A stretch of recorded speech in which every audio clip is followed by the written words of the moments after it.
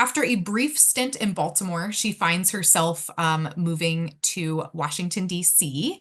Washington, D.C. had laws that made it more easy for her to establish herself, and she starts to go to work as a seamstress. And she very quickly finds some business with some very, very wealthy clients in the district. And one of those included a very prominent Southerner, Verena Davis, the wife of Mississippi Senator and future Confederate President Jefferson Davis.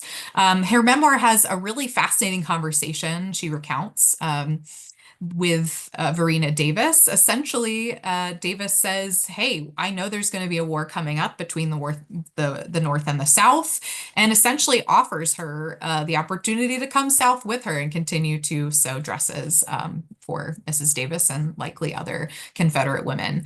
However, Elizabeth Keckley declines, and at least how she describes it in her memoir is she says, "I preferred to cast my lot among the people of the North." And so that is her reasoning for staying behind in DC. Verena Davis is certainly not her only client. She has quite a few other clients that are just as high of status in Washington, D.C., a lot of politicians' wives.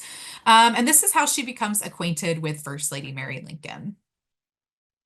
So, as Verena Davis does indeed depart for the South, we have President-elect Abraham Lincoln arriving in Washington, D.C.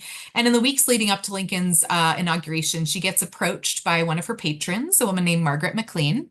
McLean wanted Elizabeth to make a dress for the following Sunday when she herself would be joining the Lincolns at the Willard Hotel. Elizabeth at first actually turns this down, but then Mrs. McLean tells her, quote, "I have often heard you say that you would like to work for the ladies of the White House. Well, I have it in my power to obtain you this privilege. I know Mrs. Lincoln well, and you shall make a dress for her, provided you finish mine in time to wear at a dinner on Sunday." So, with this opportunity in mind, Elizabeth furiously works to finish that dress. Mrs. McLean is very pleased with the result, and as a result, does recommend Elizabeth to Mrs. Lincoln.